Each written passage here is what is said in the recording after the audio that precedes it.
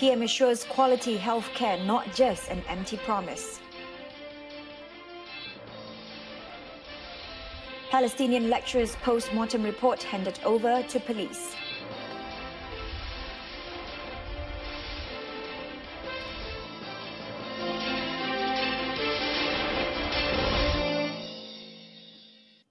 You're with me, Renee Fong, on the evening edition of News on 2. The government's commitment in providing quality health care, which is one of the best globally for Malaysians, is not merely empty promises.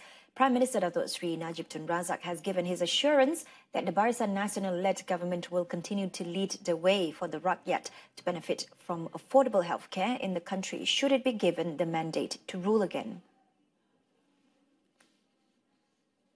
Sudah tentu, bila kita dah jadikan ini sebagai salah satu daripada trust utama, rakyat boleh mengharapkan bidang kesihatan negara kita akan terus kita lakukan penambahbaikan dengan ketara, insya-Allah. The increase in the Health Ministry's budget at about 27 billion ringgit this year from 26 billion ringgit last year serves as a testament to the government's commitment towards affordable health care. Datuk Seri Najib was speaking when opening the National Cancer Institute in Putrajaya today. The International Medical Tourism Journal recognized Malaysia as a health and medical tourism destination for 3 consecutive years since 2015. The Prime Minister said the International Living magazine also recognized Malaysia as one of the 5 top countries worldwide in the field of healthcare. The forensics reports concerning a Palestinian lecturer who was shot dead in Setapak, Kuala Lumpur last Saturday has been handed over to the police. In confirming this today, Health Minister Datuk Seri Dr. S. Subramaniam said the ministry was only responsible for preparing the report for the police and hence would not be issuing any statement over the matter. Kerana ini adalah kes polis, kita selepas buat pemeriksaan forensik, laporan itu akan diberi kepada polis. Terpulang kepada mereka untuk mengedarkan apa-apa maklumat berkaitan dengan kes itu. So kita tidak akan mengeluarkan apa-apa kenyataan berkaitan ini daripada sudut kementerian. Okey? He told reporters after attending the official opening of the National Cancer Institute by Prime Minister Datuk Seri Najib Tun Razak in Putrajaya. In the 6 a.m. incident on Saturday, Dr. Fadi Al-Bach, 35, who was shot to death as he was walking to a surau near a condominium in Jalan Meranti, Setapak to perform morning prayers.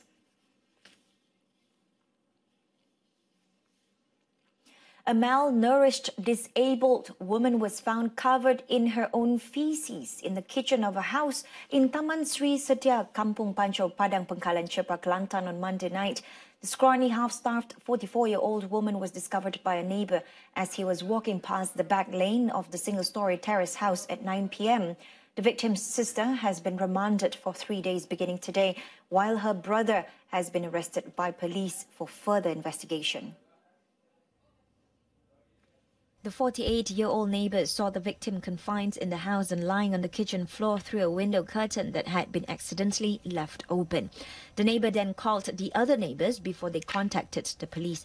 The victim was found in such an appalling condition where she was found lying on the floor covered in her own feces. The room was littered with garbage such as discarded food wrappers and drink cans. When the police arrived at the scene, they had to break open the kitchen door to rescue the victim. An hour later, a 40-year-old woman believed to be the victim's sister returned home.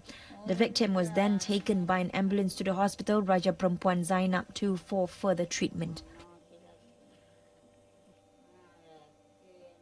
11 ethnic Uyghurs who escaped from an immigration detention depot in Thailand last year have been charged with entering Malaysia illegally at the Kuala Lumpur Magistrates Court. The Uyghurs, aged between 20 and 40 from China, were accused of entering Malaysia without valid travel documents at the Sentul police station compound at 10:50 a.m. on January 31st this year. On November 20th last year, it was reported that all the Uyghur men escaped from an immigration detention center in Sadao in southern Thailand, close to the Malaysian border at about 2 a.m. The men were charged under Section 6, Subsection 1, Subsection C of the Immigration Act.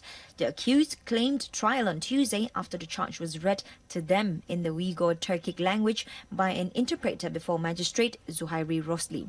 Deputy Public Prosecutor Najwa Bustaman did not offer bail. The court then set May 31st for mention pending submission of documents. Police have crippled a syndicate selling fake certificates and documents to foreign workers in Kota Tinggi, Johor, with the arrest of 3 local men and 23 Bangladeshi and Pakistani workers in an operation code named Ops Chamar yesterday. Initial investigations revealed that the syndicate were selling fake Construction Industry Development Board CIDB certificates, health certificates and several others to foreign workers who wanted to secure jobs at the Rapid Pengerang area from January to April this year. Kota Tinggi Police Chief Superintendent Ashmun Baja said they were arrested at 5 locations around Bandar Sungai Ringit, Kota Tinggi, Johor. One of the local men arrested admitted that the syndicate used a Bangladeshi national as a middleman to find foreign workers seeking for fake certificates and documents. It is believed that the certificates were sold between 10 and 80 ringgit each. The syndicate was believed to have produced a total of around 200 fake certificates since 2017. Police also seized computers, printers, scanners and card printing machines in the raid. Superintendent Ashman said the case is being investigated under Section 465 and 471 of the Penal Code for falsifying and using fake documents, and if found guilty, can be imprisoned up to 2 years, fined or both. ECRL and HSR will not destroy local airlines. Stay tuned for the details. You're watching News on 2.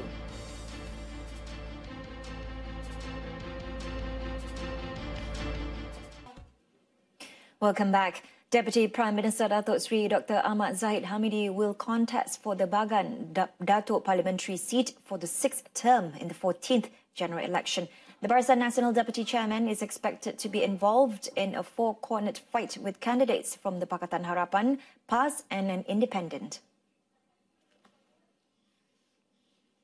Perak Menteri Besar Datuk Seri Dr. Zamri Abdul Kadir will be contesting for the Lumut parliamentary seat as well as defending the Pangkor state seat. Domestic Trade, Cooperatives and Consumerism Minister Datuk Seri Hamzah Zainuddin will defend his Larut parliament seat, while Tourism and Culture Minister Datuk Seri Nazri Aziz will defend his parliament seat for Padang Rengas. Datuk Seri Ahmad Husni Hananslah has been re-nominated to contest the Tambun parliamentary seat, while Agriculture and Agro-Based Industry Deputy Minister Datuk Seri Tajuddin Abdul Rahman will be contesting the Pasir Salak parliament seat. Meanwhile, Datuk Seri Dr. Ahmad Zahid has stressed that there shouldn't be any resentment whether one is nominated as a candidate or not for the parliamentary or state seats in the 14th general election GE14. The Deputy Prime Minister said the nominated candidates were the outcome of the final decision made by Prime Minister Datuk Seri Najib Tun Razak as BN Chairman. Speaking at the announcement of the Perak candidates event in Ipoh today, Datuk Seri Dr. Ahmad Zahid added that everyone must solve the problem among themselves and all ill feelings must be put aside. Oleh kerana di luar sana lebih ramai yang bersedih berbanding dengan kita yang bersyukur dan akan bekerja keras untuk menentukan kemenangan kita yang mewakili Barisan Nasional. Maka saya meminta pada calon-calon, pencadang penyokong dan jentera parti untuk menentukan bahawa jika ada permasalahan di kalangan yang berada dalam kumpulan resentment ini, langkah-langkah segera mesti dilakukan. Datuk Seri Dr. Ahmad Zahid said efforts should be taken not only to retain existing seats but to regain more seats, adding that it is imperative that Perak win over 2/3 majority in the state seats. In G14, 32 new BN candidates will contest for the parliamentary seats in Perak, while the state seats will see 7 new candidates representing the party. Kedah BN also announced its candidates list for GE14 for all 15 parliamentary seats and 32 state seats, comprising a mix of old and new faces as well as 5 women. The Kedah BN candidates list was announced by Kedah Menteri Besar Datuk Seri Ahmad Bashar Madhanipat at Dewan Seri Mentalun today. 18 of them are new faces, including 3 at the parliamentary level, namely Pokok Sana UMNO Chief Dato' Said Ali Said Rastan for the Pokok Sana parliamentary seat, MCA National Organising Secretary Dato' Wu Wei Hao Alostar, Sungai Petani UMNO Deputy Chief Dato' Shahani Muhammad Yusof Sungai Petani, the sole woman candidate for a parliamentary seat. Kedai MIC Chairman Dato' Jaspal Singh was also nominated to be the new candidate for the Bukit Selambau state seat. 3 other women candidates who will be defending their respective state seats are former State Executive Council members Dato' Suraya Yaakob Sungai Tiang and Dato' Nur Sabrina Muhammad Nur Bandar Baharu, while Padang Terap UMNO Division Wanita Deputy Chief Dato' Kamanoria Ibrahim will defend the Pedu state seat. According to the list, 14 candidates will be defending their state seats, among them Dato' Sri Ahmad Basha, as well as State Executive Council members Dato' Muhammad Rawi Abdul Hamid. And in Sarawak, Chief Minister Dato' Patinggi Abang Johari Tun Openg unveiled BN's candidates for 31 parliamentary seats with 14 new faces among them. The announcement of the candidate list was held at Parti Pesaka Bumiputra Bersatu PBB headquarters in Kuching today. One of the new faces is Sarawak United People's Party SUPP President Dato' Dr. Sim Kui Hian, who will take on State DAP Chairman Chong Cheng Jen in Stampin. Dato' Hanifah Hajar Taib, the youngest daughter of Sarawak Governor Tun Abdul Taib Mahmud, is another new face who will be fielded in Muka. Incumbents dropped include Deputy Energy, Green Technology and Water Minister Dato' James Dawes Mahmud, who will not defend his Puncak Borneo seat due to health reasons, and Minister in the Prime Minister's Department Dato' Joseph Entulu, who was sacked by Parti Rakyat Sarawak PRS on Sunday. Among the state component parties, PBB and SUPP are fielding 6 new faces each, PRS 2 and Progressive Democratic Party PDP 1. High-impact public transportation projects such as the East Coast Rail Line ECRL and the Kuala Lumpur-Singapore High-Speed Rail HSR will not destroy the local airline industry. Johor State Public Works Rural and Regional Development Committee Chairman Dato' Hasni Muhammad said the planning of such projects was conducted in a holistic manner that took into consideration the impact on all parties. Kalau gitu, mungkin juga agaknya bas yang ada pun mungkin out of business, sistem-sistem yang lain juga out of business. Jadi, kalau kita lihat bahawa